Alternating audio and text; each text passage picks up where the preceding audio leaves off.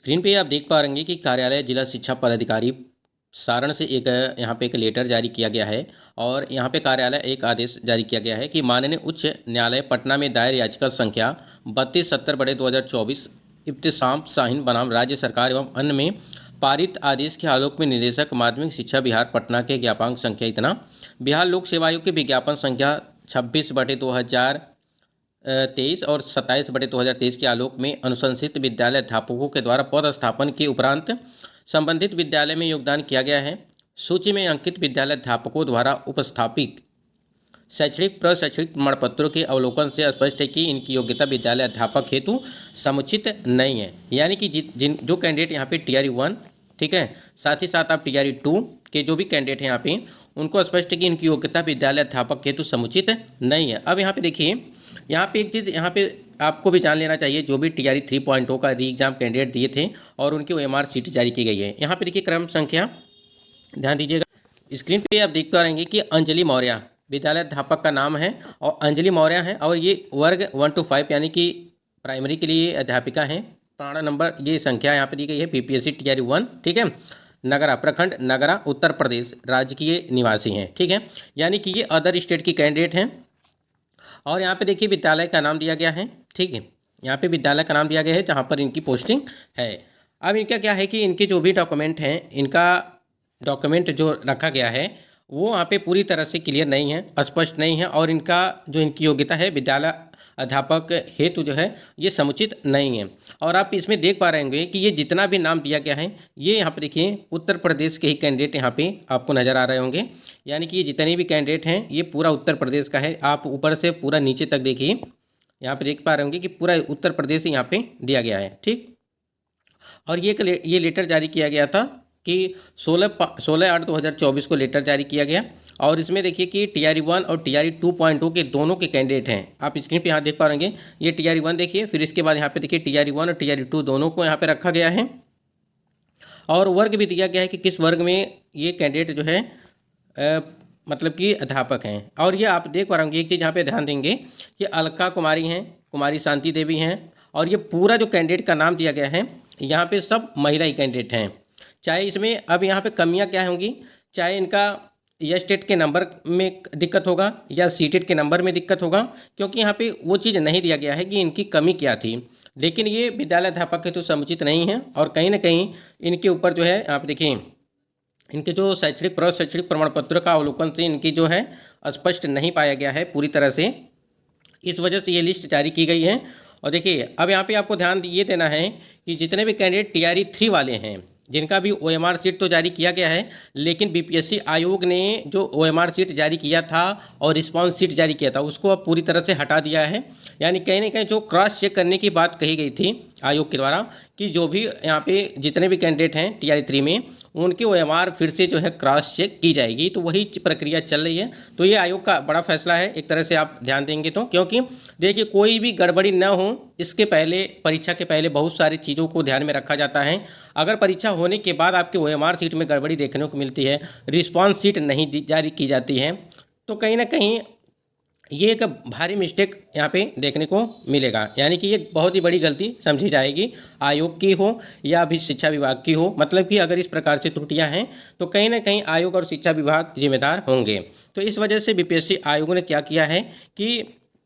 जो भी उनके द्वारा OMR सीट और रिस्पांस सीट जारी किए गए थे अब उन्होंने उसको हटा दिया है और उसको हटाने के बाद अब क्रॉस चेक किया जा रहा है और क्रॉस चेक होने के बाद से फिर से जो है आपकी OMR सीट वहाँ पे जारी की जाएगी। फिर से का मतलब ये हो गया कि जो भी गलतियाँ होंगी उसको सुधार किया जाएगा और उसके बाद से OMR सीट वहाँ पे जारी की जाएगी। तो यहाँ पे आपको समझाना ये है कि जितने भी कैंडिडेट TRE 3 वाले हैं वो ध्यान देंगे कि आप लोग एक बार अपने सीटेट के मार्क्स को देख लीजिए, ठीक है, फिर एयर स्टेट के मार्क्स को देख लीजिए जो भी अदर स्टेट के कैंडिडेट हैं।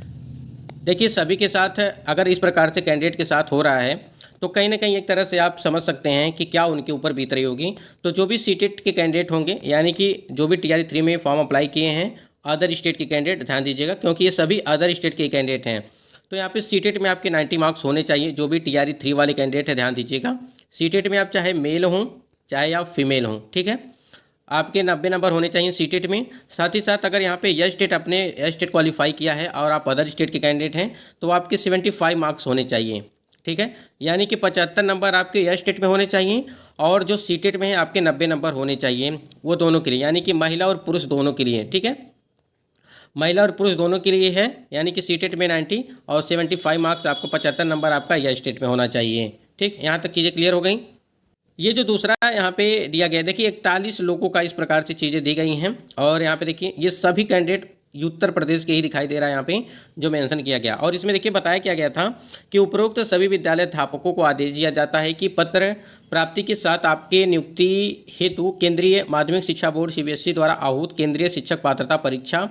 यानी कि सीटेट के अधिसूचना में स्पष्ट है कि सामान्य श्रेणी के अभ्यर्थियों को 60% या अधिक अंक प्राप्त करने पर उन्हें योग्य जो है घोषित किया जाएगा। जैसे अभी हमने आपको बताया कि सीटेट में आपके जो है 60% अंक होने चाहिए। 60% इसका मतलब आपका 90 नंबर आपके होने चाहिए। ठीक, तो आपके अगर 90 नंबर हैं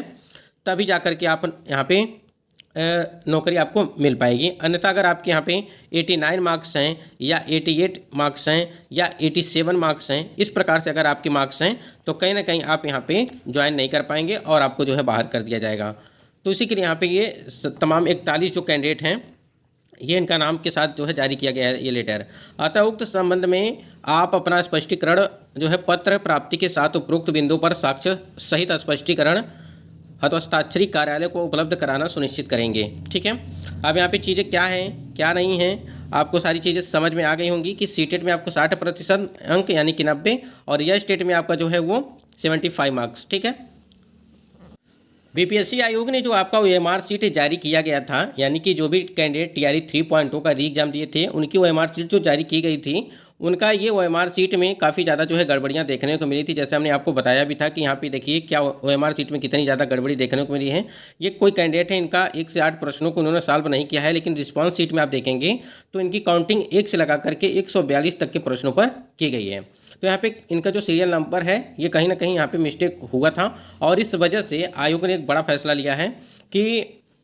जो भी कैंडिडेट होंगे, यानी कि इसको लेकर के चाहे रोल नंबर को लेकर के, सिग्नेचर को लेकर के, जो भी कैंडिडेट यहाँ पे असमंजस की स्थिति में पड़े हुए हैं कि हमारा रिजल्ट जो है वो प्रभावित होगा या नहीं होगा इसको लेकर के, तो आयोग ने यहाँ पे ओएमआर को अगर लेकर के बात करें तो ओएमआर के साथ साथ जो आपकी रिस्पॉन्स सीट थी उसको भी हटा दिया है। अब जो आपकी यहाँ पे वो क्रॉस चेक की जा रही है ओएमआर सीट, ऐसा बीपीएससी आयोग की तरफ से अपडेट अभी आई थी कि आपकी ओएमआर सीट वो क्रॉस चेक की जाएगी और क्रॉस चेक करने के बाद से जो है फिर से आपका जारी किया जाएगा। तो कहीं ना कहीं इसमें थोड़ा सा विलम्ब भी हो सकता है और 18 को आपका आंसर की भी देने की बात कही गई थी, लेकिन अगर यहाँ पे देखेंगे तो अगर ओएमआर सीट जारी नहीं की जाती है तो आंसर की जारी करने का कोई भी फायदा नहीं है, क्योंकि अगर ओएमआर सीट में इतना ज़्यादा मिस्टेक देखने को मिल रहा है तो आपको कैसे पता चलेगा कि हमारे ओएमआर जो है ठीक है, क्योंकि सारा नंबर तो आपको ओएमआर सीट से ही मिलने वाली है। अगर यहाँ पे जो भी कैंडिडेट यहाँ पे 1 से अधिक यहाँ पे 1 से 8 प्रश्नों को उन्होंने सॉल्व नहीं किया है, लेकिन यहाँ पे रिस्पॉन्स सीट में नीचे उनको 1 से लगा करके 8 प्रश्न जो है सॉल्व दिखाई दे रहे हैं, इस प्रकार से मिस्टेक किए गए हुए हैं, तो कहीं ना कहीं आपको यहाँ पे काफ़ी नुकसान हो जाएगा। तो इसलिए थोड़ा सा ओएमआर सीट भी आपके पास होनी चाहिए, साथ ही साथ रिस्पॉन्स सीट भी होनी चाहिए, फिर आपके आंसर की भी होनी चाहिए, तभी जा करके चीज़ें वो क्लियर हो पाएंगी। तो यहाँ पे थोड़ा सा और भी आपको लगता है हमको वेट करना पड़ेगा आपको कि जो क्रॉस चेक की जा रही है, क्रॉस चेक करने के बाद क्या होता है, कितना परिवर्तन देखने को मिलता है, ये आयोग के द्वारा ही कोई अपडेट मिलेगी तभी जा करके चीज़ें क्लियर हो पाएंगी। और एक चीज़ और समझिएगा कि जो भी कैंडिडेट हैं टीआरई 3 वाले वो अपना जो है डॉक्यूमेंट को भी रेडी रखेंगे, यानी कि जो भी यहाँ पे काउंसलिंग के लिए आपको बुलाया जाएगा डॉक्यूमेंट वेरिफिकेशन के लिए, तो आपके डॉक्यूमेंट कंप्लीट नहीं रहेंगे तो कहीं ना कहीं आगे चल करके आपको काफ़ी दिक्कत हो जाएगी। इसलिए जो भी कैंडिडेट हैं वो अपना डॉक्यूमेंट रेडी रखेंगे।